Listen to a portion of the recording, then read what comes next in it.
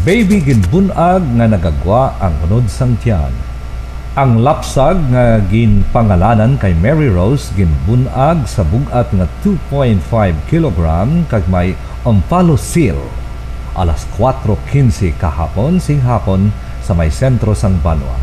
Ang omphalocele isa ka tama ka delikado nga depekto sa mga lapsag halin sa ginamagdos hasta sa pagkabunag kundiin ang tiyan sa may pusod parte wala na sirado gani ang mga kaundan sini nagagwa kag ini nagatuhaw kada 4,000 ka mga lapsag nga ginbunag.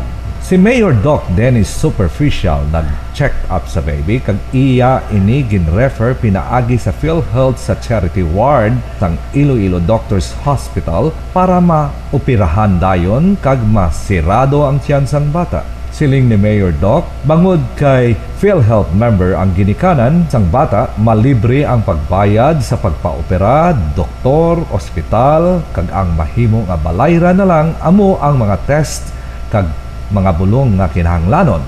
Dako gid ang kalipay sa mga taga-rural health center sang Banwa kaupod sa mga on-the-job training nurses halin sa Great Savior Hospital sa dinalagon nga pagpabunag kay Baby Mary Rose. Si Mary Rose amo ang ikalima nga anak na day Brendo kag Rosalie Banyes sang Barangay Punsed kag pagpanguma ang panginabuhian. Gani sila nagaapilar sa may mga bulawanon nga kasing-kasing sa bulig na pwede mahatag sa pagpabulong sa ilang nga anghel. Sa mga gusto magbulig palihog lang contact ang Information Liaison Office sa telepono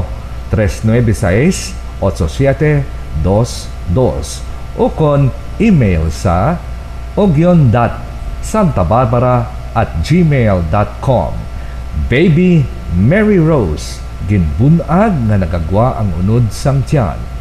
Buboy Sukal dito, Information Liaison Office, Santa Barbara, Iloilo.